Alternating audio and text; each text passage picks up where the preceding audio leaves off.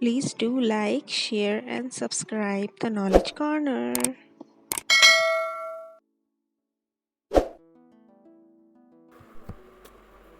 Hello guys, welcome back again to my channel. In this video, I will talk about intelligent test scales. Intelligent test is a very important topic related to teaching exams and अक्सर उसमें question पूछा जाता है intelligent test को लेकर के कि intelligent test जो थे वो कब किसने इंट्रोड्यूस किया एंड मेंटल एज का कॉन्सेप्ट आईक्यू ये सब चीज़ें आपने सुनी होगी। तो एक सीरीज़ में मैं आपको एक वीडियो में मैंने सोचा है एक बार बता देते हैं कि जो इंटेलिजेंट टेस्ट का कॉन्सेप्ट था वो कहाँ से आया। ठीक है, तो यहाँ पर हम वर्बल टेस्ट की बात करेंगे। सबसे पहले जो वर्बल टेस्ट थे उसमें सबसे पहले बिने का नाम आता है। सबसे पहले बिने का नाम आता है और बिने ने जो है मेंटल एज का कॉन्सेप्ट दिया था। ठीक है, बिने एक यूनिवर्सिटी में उनको एक कुछ स्टूडेंट्स के स्कोर्स को मापने के लिए बुलाया गया था। तब उन्होंने स्लो लर्नर्स को उन नापने के लिए, मतलब उनके स्कोर्स कम क्यों हैं ये नापने के लिए उन्होंने स्केल डेवलप किया। ठीक है, तो वहाँ से मेंटल एज का कॉन्सेप्ट उन्होंने फाइंड किया था। ठीक है, कि सबकी मेंटल एज अलग अलग हो सकती है। ठीक है, तो मेंटल एज का कॉन्सेप्ट किसने फाइंड किया? बिने ने।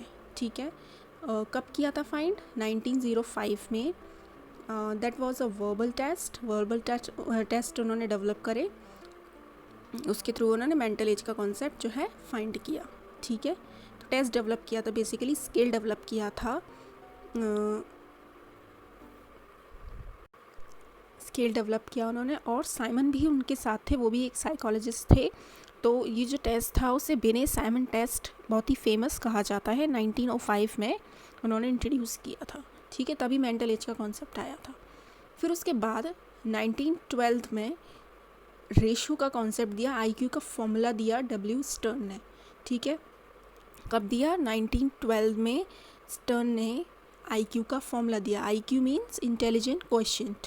ठीक है, also we can say that he introduce the concept of IQ. इससे पहले आईक्यू का कोई कॉन्सेप्ट नहीं था कि आईक्यू नाम का भी कुछ होता है, बट मेंटल एज का कॉन्सेप्ट आया था बस।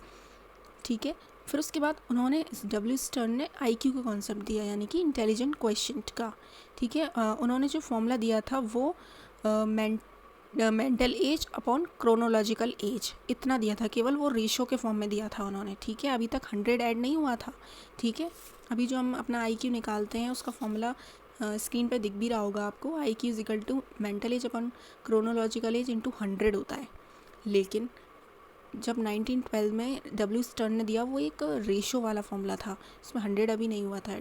फिर उसके बाद 1916 में लुईस टर्मन ने 100 जो है उस फॉर्मूले में ऐड किया। ठीक है, for developing the revised IQ scale called Stanford बिने इंटेलिजेंट टेस्ट स्केल्स।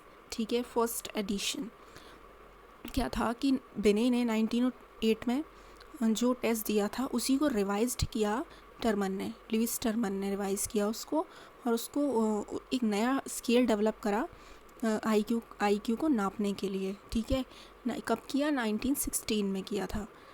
ठीक है, और उन्होंने फॉर्मूले में 100 को ऐड कर दिया। ठीक है, तो ये फॉर्मूला अगर आप पेपर में आता है कि फॉर्मूला जो फॉर्मूला किसने दिया था तो वो डब्ल्यू स्टर्न का ही नाम आता है।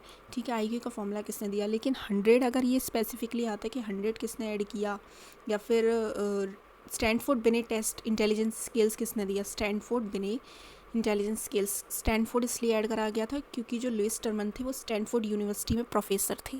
ठीक है, तो उनने अपने टेस्ट का नाम अपना डेवलप करा Stanford Binet intelligence skills, which was the first addition. And अभी आपको एक हिडन शायद आपको पता भी हो, मे बी ना पता हो कुछ बच्चों को, कि जो ये था स्टैनफोर्ड बिने, इसके 5 एडिशन आ चुके हैं। अभी जो हम यूज़ करते हैं, ये जो आप स्क्रीन पर देख रहे हो वो 5th एडिशन है। ठीक है, स्टैनफोर्ड बिने 5th एडिशन है ये। पर टर्मन ने कौन सा दिया था? अगर आता है स्टैनफोर्ड बिने इंटेलिजेंस स्केल्स किसने दिया तो हम टर्मन का ही नाम लिखते हैं, फर्स्ट एडिशन को ही माना जाता है। ठीक है, 1916 वाला या फिर normally Stanford Binet intelligence scales किसने दिया तो बिने टर्मन का ही नाम आएगा। ठीक है, अगर बोले 2003 वाला किसने दिया जो कि लास्ट है सबसे, फिर वो किसी और का नाम है उसमें। ठीक है, वो आप एक बार चेक कर सकते हो गूगल पर। ठीक है, but it was the first edition. Okay, आगे आते हैं. Stanford Binet intelligence scales is designed to measure skills in 4 areas. 4 areas में वो स्किल्स को मेजर करता था. स्टैनफोर्ड बिने इंटेलिजेंस स्केल्स, वो कौन से एरियाज़ थे? Verbal in reasoning, abstract and और visual reasoning, quantitative reasoning and short term memory. ठीक है, तो ये सारे 1 2 3 4 ये एलिमेंट्स या 4 स्किल्स को मेजर करने के लिए स्टैनफोर्ड बिने इंटेलिजेंस स्किल्स मतलब जो था वो इन 4 चीज़ों को मेजर करता था. ठीक है, बट अब हम जो यूज़ कर रहे हैं जो कि एग्ज़ाम्स में पूछा जा रहा है तो वो SB5 है. क्लासिफिकेशन दिया हुआ है 40 to 54 moderately impaired or delayed, 55 to 69 mildly impaired delayed, 70 to 79 borderline impaired delayed, 80 to 89 low average, 90 to 909 average, 110 to 19 high average, 120 to 129 superior, 30 to 44 gifted or very advanced, 145 to 160 very gifted और highly advanced. ठीक है, तो ये scale है Stanford Binet intelligence scale addition 5 है ये. ठीक है, और हिडन फैक्ट्स इसमें ये था कि SB5 there have been 5 editions, मतलब 5 एडिशंस अब तक आ चुके हैं स्टैनफोर्ड बिने स्केल्स के. ठीक है, फर्स्ट एडिशन किसने दिया? टर्मन ने, लुइस टर्मन ने दिया था 1916 में. और सबसे लास्ट एडिशन जो है वो है 2003 का एडिशन है, 2003 का जो हम अभी यूज़ करते हैं जो कि स्क्रीन पे गिवन है. तो this was all about intelligence scales की सबसे पहले कहाँ से शुरुआत हुई वर्बल टेस्ट की. नॉर्मल टेस्ट जो है उनका क्लासिफिकेशन अलग है, लेकिन ये जो क्लासिफिकेशन मतलब जो है शुरुआत किसने की?